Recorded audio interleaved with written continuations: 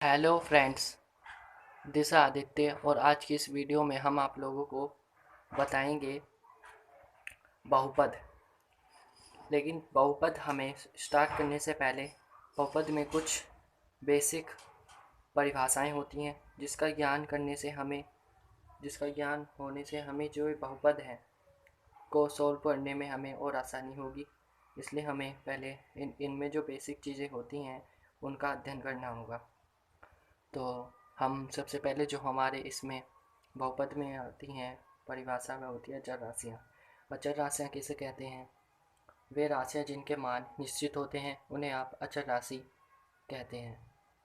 तो हम नोट करते हैं, वे राशियाँ जिनके मान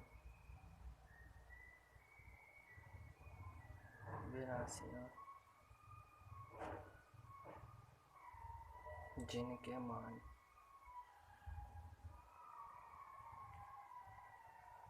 जिनके मान निश्चित निश्चित होते हैं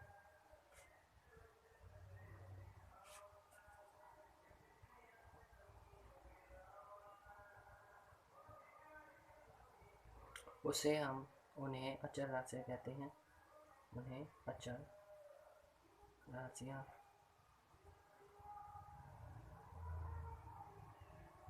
कहते हैं।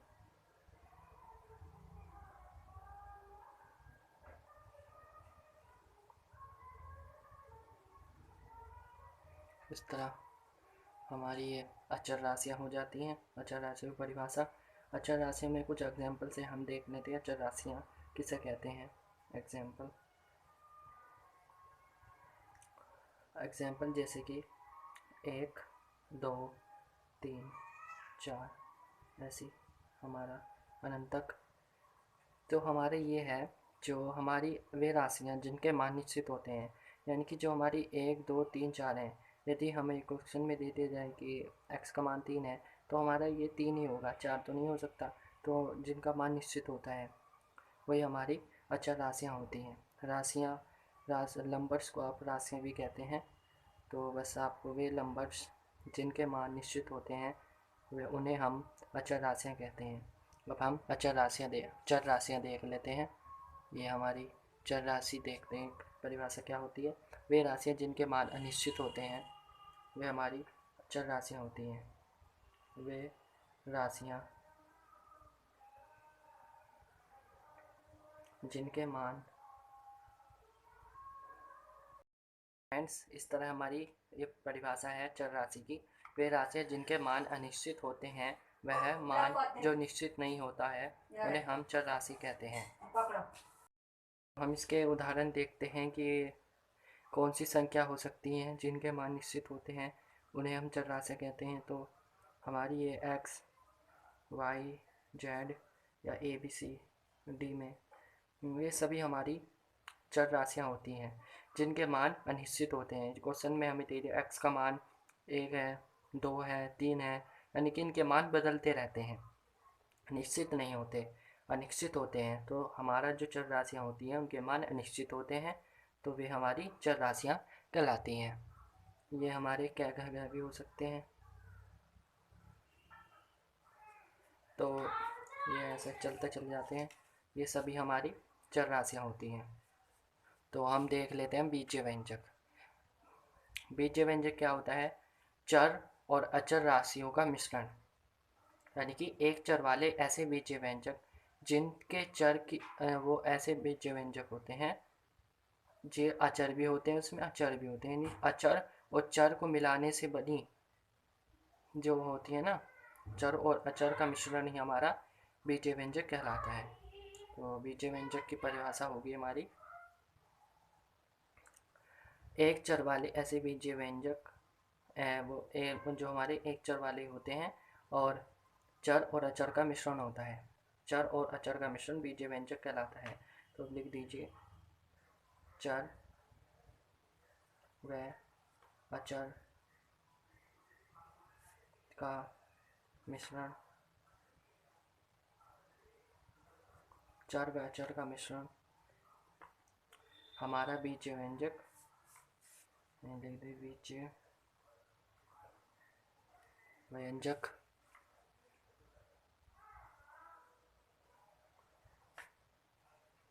कहलाता है।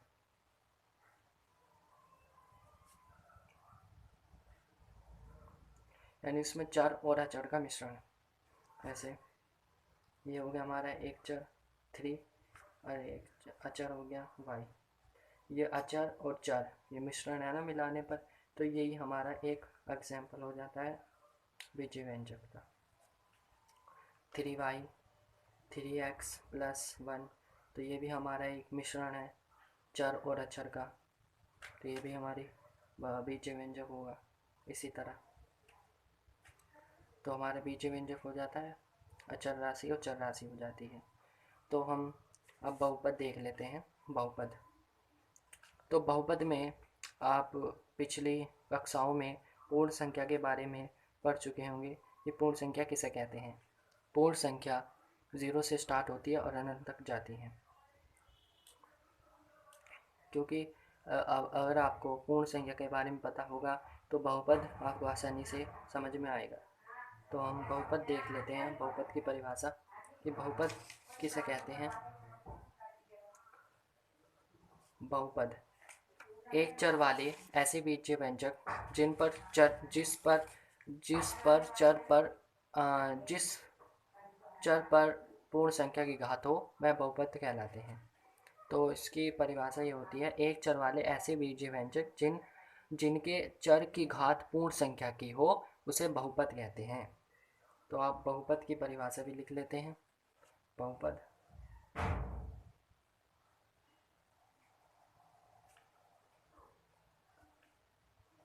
ये बहुपद परिभाषा एक चर वाले ऐसे बीजीय व्यंजक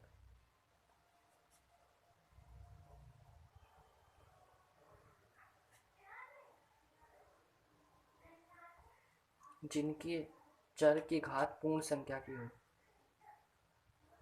जिस में चर पर पूर्ण संख्या की घात हो, इन पर पूर्ण संख्या की घात हो, तो पूर्ण संख्या की घात हो हमारा बहुपद कहलाता है।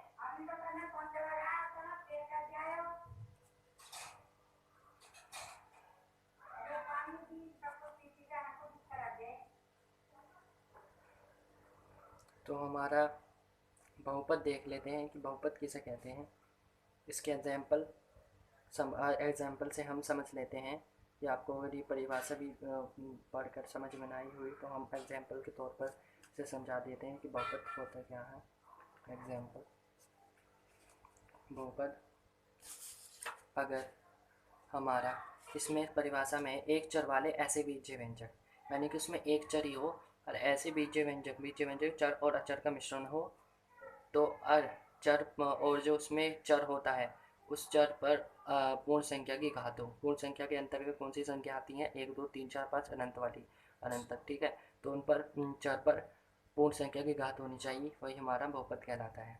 तो हम देख लेते हैं जैसे 3x, ये बीजीय व्यंजक है, अचर अचर का मिश्रण है और इस पर चढ़कर 1 की घात है, यानी कि हमारा ये यहाँ एक क्या है? पूर्ण संख्या है।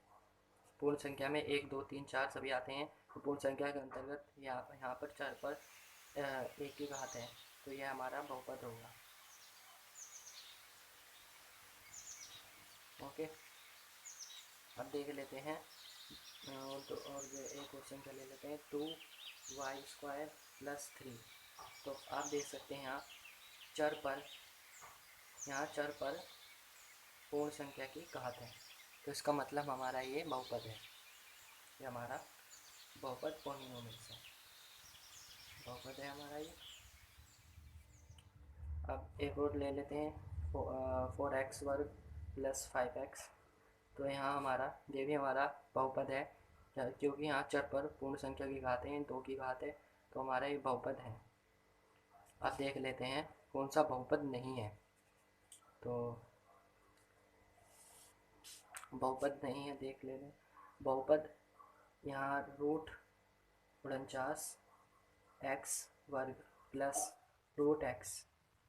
तो यहाँ इसके जो हमारा ये पद है, पद, यह पद जो है ना, पद का मतलब ये एक पद, ये दूसरा पद। जो प्लस का चिन्ह होता है यह हमारा पद को दर्शाता है कि पद है कितने। तो यहाँ लेफ्ट हैंड साइड एक पद है और राइट हैंड साइड दूसरा पद है। तो पद, ये जो पहला पद है इसमें चर पर पूर्ण संख्या की घात है, तो ये बहुपद हो सकता है। पर ये जो बीजीय व्यंजक है ना, पूरा एक चर और अचर है दोनों ही, तो ये बीजीय व्यंजक हो गया हमारा। अभी बीजीय व्यंजक में हम यहाँ इधर लेफ्ट साइड देखते हैं तो यहाँ रूट एक्स है, और रूट का मतलब होता है हाफ की घात, यानी एक्स पर हाफ की घात। तो हमारा ये पूर्ण संख्या के अंतर्गत नहीं आता है। तो ये हमारी जो सही है होगी, हमारी ये बीजीय व्यंजक होगा, ये बहुपद होगा, ये हमारा बहुपद नहीं होगा, ये हमारा बहुपद नहीं होगा, क्योंकि यहाँ हाफ की घात है और पूर्ण संख्या में हाफ की घात नहीं आती, इसलिए हमारे बहुपद नहीं होगा। यही कारण है कि बहुपद नहीं है, क्योंकि यहाँ हाफ की घात है। और जैसे 4x प्लस 2 अंडर रूट में रख देते हैं, यहाँ अंडर रूट 2 है, तो 2 का मतलब यहाँ x 2x, तो यहाँ हमारा रूट है, रूट का मतलब हाफ की घात, तो यहाँ हाफ की घात होगी।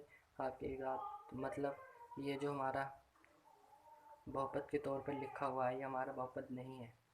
क्यों नहीं है? क्योंकि यहाँ हाफ की घात है, क्योंकि हमारी पूर्ण संख्या में ये हाफ की घात नहीं आती है, 1 2 3 4 ही आते हैं, इसलिए हमारा ये बहुपद नहीं है। ओके, इस तरह। तो आशा है कि आपको इस समझ में आया कि बहुपद किसे कहते हैं। बस उस ऐसा बीजीय व्यंजक एक चर वाला होना चाहिए, जिस पर एक चर वाला होना चाहिए। जैसे एक चर है ना, एक चर वाला y z, ये नहीं होना चाहिए, एक चर वाला ऐसा बीजीय व्यंजक चर और अचर का मिश्रण, जिसमें चर पर पूर्ण संख्या की घात हो। यहाँ 3 हो सकती है, 4 हो सकती है, 5 हो सकती है, कोई सी भी हो सकती है, पर पूर्ण संख्या की घात होनी चाहिए चर पर। तो वह हमारा बहुपद कहलाता है। बस यही है और कुछ नहीं है, बहुपद। अब हम बहुपद के प्रकार देख लेते हैं, बहुपद के कितने प्रकार, पदों के आधार पर और घातों के आधार पर। तो हम देखते हैं बहुपद के प्रकार पदों के आधार पर और घातों के आधार पर। तो ये हमारा बहुपद के प्रकार होते हैं। घातों के आधार पर देखते हैं, सबसे पहले हम घातों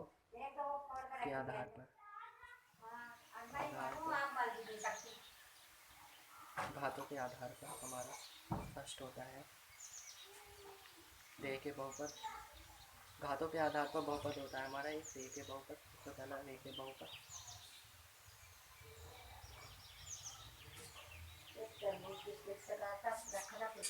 रेखीय बहुपद, ठीक है। अब दूसरा होता है हमारा रेखीय द्विघात बहुपद। द्विघातीय बहुपद। तीसरा त्रिघातीय बहुपद।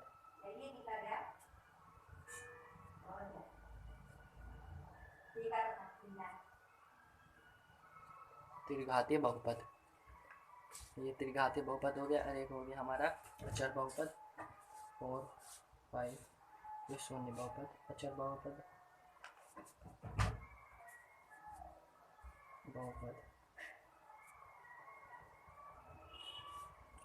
ये शून्य बहुपद।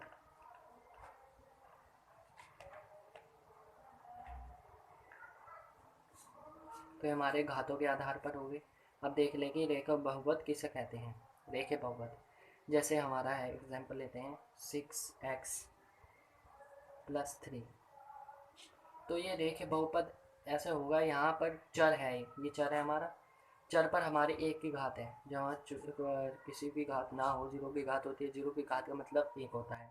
तो हमारा जो ये 6x प्लस 3 है, इसमें जो बहुपद है, इसमें हमारे चर पर रेखीय बहुपद यहाँ हमारा एक की घात है चर पर, तो जब भी एक की घात हो किसी भी चर पर तो हमारा वह रैखिक बहुपद होता है, यानी कि हमारा एक घात वाला, ऐसे ट्रिक लगा दी, एक घात वाला चर पर एक घात वाला बहुपद हमारा रैखिक बहुपद होता है।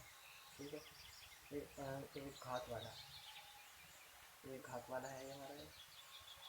अब देख लेंगे द्विघाती बहुपद। ये एग्जांपल ले लेते हैं 6x वर्ग प्लस 3। तो यहाँ 6 पर 2 की घात है, यानी कि ये दो घात वाला है, क्योंकि चर पर 2 की घात यानी कि दो घात वाला द्विघाती बहुपद। जिस पर भी चर पर 2 की घात होगी तो हमारा वो द्विघाती बहुपद होगा। अब ये वो 6x3 प्लस 3, तो यहाँ चर पर 3 की घात है, यानी कि हमारा त्रिघाती बहुपद।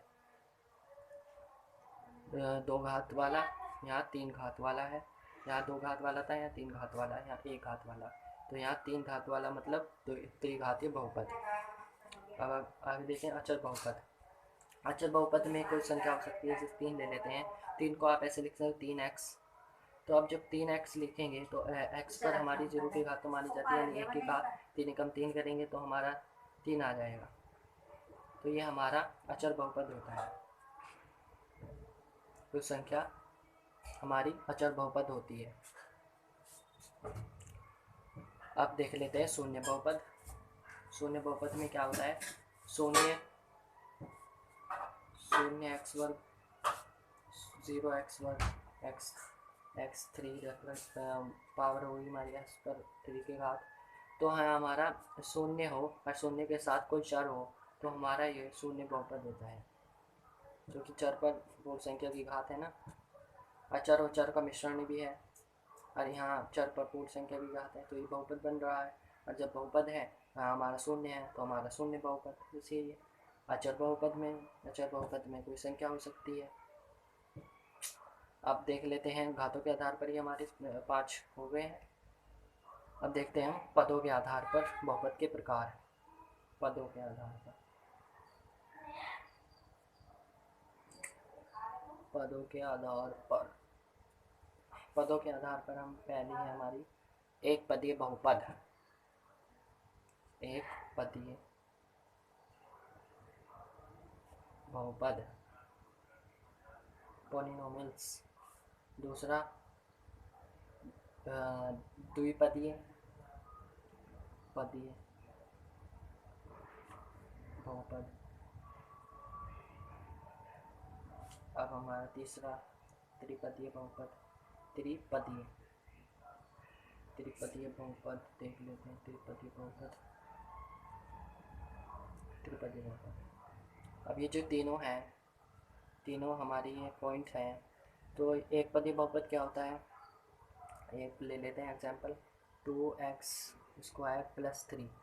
जैसे कि हमारा हम पहले बता चुके हैं कि पहले बताया था आपको कि जो प्लस का चिन्ह होता है, ये प्लस का चिन्ह दो पदों का दो पद हो जाती है। प्लस का चिन्ह पदों को बताता है कि कितने पद हैं। कि यहाँ पर हमारा ये तो हमारा हो जाता है द्विपदीय। क्यों हो जाता है द्विपदीय, क्योंकि यहाँ दो पद हैं, एक तो प्लस के इधर वाला एक पद और ये प्लस के इधर वाला लेफ्ट साइड राइट साइड दो पद है ना, एक ये और एक ये। तो हमारा ये द्विपदीय बहुपद होगा, क्योंकि इसमें दो पद है, एक ये है और एक दूसरा ये है। तो द्विपदीय बहुपद। और एक पदीय में बस 2x, तो ये एक पदीय बहुपद हो गया। अब देख लें त्रिपदीय। त्रिपदीय में क्या, त्रिपदीय में 2x ही लेते हैं, 2x प्लस 3x प्लस 3। तो इसमें 1 2 3, यहाँ 3 पद हैं। ये चिन्ह होते हैं जो पदों को अलग करते हैं, जो पदों को बताते हैं कि इसमें कितने पद हैं। चिन्ह के माध्यम से प्लस माइनस हो सकते हैं। यहाँ 3 पद हैं, 1 2 3, 3 पद हैं, तो त्रिपदीय बहुपद। ये हो गए पदों के आधार पर हमारे बहुपद के प्रकार। अगर और एग्जाम्पल देख लेते हैं हम घातों के आधार, पदों के आधार पर इन सभी को। अगर ये आपसे पूछा जाए कि 6x प्लस 3, आप बताइए कि घातों के आधार पर ये कौन सा बहुपद है। तो आप तो ये घातों के आधार पर हमारा एक ही बहुपद है। अब पदों के आधार पर हमारा द्विपदीय बहुपद है, क्योंकि इसमें दो पद हैं। यहाँ पर x के एक ही घात है तो यह रैखिक बहुपद होगा। घातों के आधार पर, पदों के आधार पर दो पद हैं इसमें, तो द्विपदी बहुपद। बस अब देख लेते हैं हम 3x वर्ग प्लस 4x एक पर लिखते हैं 2। अगर मैं आपसे पूछूँ तो ये धातों के आधार पर बताइए कि ये कौन सा बहुपद है, पदों के आधार पर बताइए कौन सा बहुपद है। तो आप बताएंगे कि घातों के आधार पर तो यह घातों के आधार पर ये द्विघाती बहुपद है, क्योंकि यहाँ अधिकतम चर पर अधिकतम किसकी घात है, अधिकतम यहाँ 2 की घात है, तो ये द्विघाती बहुपद है। और पदों के आधार पर तो हमारा ये हो जाता है त्रिपदी, क्योंकि इसमें 1 2 3 पद हैं। बस ये त्रिपदी हो जाता है, त्रिपदी बहुपद पदों के आधार पर। और हमारा धातों के आधार पर, घातों के आधार पर नहीं, घात तो घात का मतलब चर पर अधिकतम संख्या की घातों के आधार पर कौन सा बहुपद है, तो हमारा है द्विघाती बहुपद, क्योंकि यहाँ अधिकतम चर पर अधिकतम किसकी घात है, 2 की घात है। बस द्विघाती बहुपद पदों के धातों के आधार पर। तो इस तरह हमारे बहुपद के प्रकार हो जाते हैं घातों के आधार पर, पदों के आधार पर। एक बार और रिपीट कर देता हूँ। घातों के आधार पर रेखीय बहुपद क्या होता है, जिस पर एक ही घातों एक घात वाला बहुपद होता है। रेखीय बहुपद 2 घात वाला होता है। द्विघाती बहुपद 3 घात वाला होता है। त्रिघाती बहुपद अगर हमारा एक कोई संख्या होती है तो हमारा वो हो जाता है अचर बहुपद। शून्य बहुपद होता है जिसमें शून्य और कोई चर राशियाँ हो तो हमारा ये हो जाता है शून्य बहुपद। इसमें एक पदी बहुपद, द्विपदी त्रिपदी बहुपद जिसमें तीन पद हो, त्रिपदी बहुपद जिसमें 2 पद हो, द्विपदी बहुपद जिसमें एक पद, उसमें एक पदी बहुपद पदों के आधार पर, घातों के आधार पर। इस प्रकार हमारे पदों के बहुपद के प्रकार हो जाते हैं। आशा है कि आपको समझ में आया होगा।